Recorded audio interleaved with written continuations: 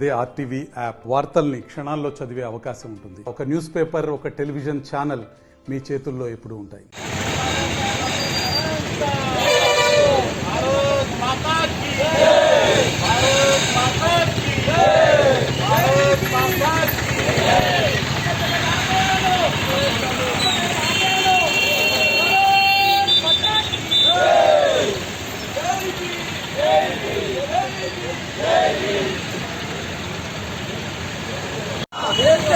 నాయకత్వం నరేంద్ర మోడీ గారి నాయకత్వం భారత్ మాతా కీ భారత్ మాతా కీ నిర్మలా సీతారామన్ గారికి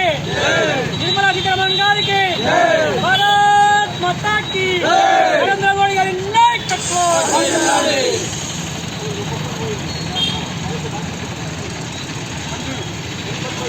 नरेंद्र मोदी तुम आगे बढ़ो, हम तुम्हारे साथ हैं. नरेंद्र मोदी तुम आगे बढ़ो, हम तुम्हारे साथ हैं. भारत माता की जय.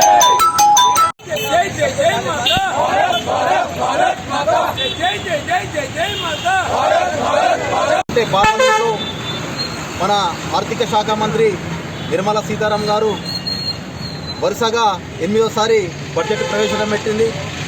ఈ యొక్క బడ్జెట్ బడుగు బలహీన వర్గాలని అందరినీ దృష్టిలో పెట్టుకొని పెట్టడం జరిగింది.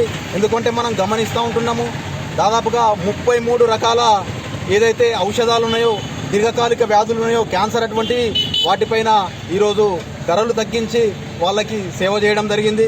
అదేవిధంగా ఏదైతే పన్ను శాతం ఉందో, చాలామంది ఇంతకుముందు మనము ఏదైతే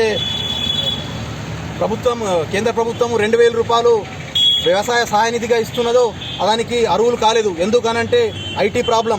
ఈరోజు ఐటీ గతంలో కంటే ఈరోజు 12 లక్షల వరకు, దాదాపుగా 12 లక్షల వరకు మినాయించి ప్రతి మధ్య తరగతి వాళ్ళు ఐటీ కట్టకుండా ఈరోజు పథకం తీసుకురావడం. అదే చిన్న ఎంప్లాయీస్ ఉన్నారు, చిన్న సన్నకారు ఎంప్లాయీస్ ఉన్నారు, వాళ్ళు కూడా ఇంతకుముందు ఐటీ పే చేసేవారు. ఈరోజు మనం ఇప్పుడు మార్చ్ 31 వస్తున్నది, ఐటీ పే చేయకుండా వాళ్ళకు కూడా ఈరోజు ఉపయోగపడుతుంది. అదేవిధంగా రైతులకు కూడా ఎన్నో ఈ పథకంలో చాలా బాగున్నాయి. ఎందుకనంటే మనం చూస్తూ ఉన్నాం, కిసాన్ క్రెడిట్ కార్డు ఇంతకుముందు 3 లక్షల వరకు ఉండే దాన్ని మనకు 5 లక్షల వరకు ప్రభుత్వం చేయడం జరిగింది.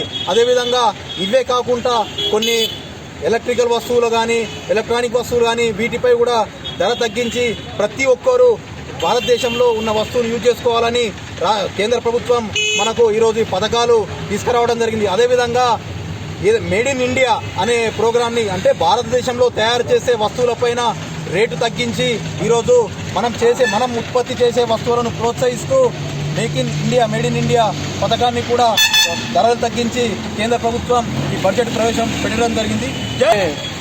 మొన్న పార్లమెంట్లో జరిగిన బడ్జెట్ సమావేశము, ఆ బడ్జెట్ సమావేశంలో భారతదేశంలో ఒక కాంగ్రెస్ పార్టీ 70 సంవత్సరాలు పరిపాలించింది, కానీ ఇంత మంచి విధంగా బడ్జెట్ తేవలేదు. కానీ ఈరోజు సామాన్య మానవుడికి కూడా ట్యాక్స్ కట్టే విధం లేకుండా ఈ బడ్జెట్ తేవడం జరిగింది నరేంద్ర మోడీ గారి ప్రభుత్వంలో. కానీ భారతదేశంలో ఉన్న కొన్ని పార్టీలు దేనికి కూడా వ్యతిరేకత చేస్తున్నాయి, బడ్జెట్కు కూడా వ్యతిరేకత చేస్తున్నాయి. ఈరోజు ప్రపంచ దేశాల నుంచి వచ్చి కుంభమేళాలో పాల్గొంటే కొందరు మూర్ఖులు కుంభమేళాలో స్నానం చేయడం వల్ల గరీబీ పోతుంది అని అంటున్నారు. అలాంటి వాళ్లకు నేను ఒకటి హెచ్చరిస్తున్నాను. మన భారతదేశంలో ఉన్న వాళ్ళు కాకుండా హిందూ మతస్థులే కాక కొందరు మైనారిటీలు కూడా వచ్చి స్నానం చేస్తున్నారు అక్కడ.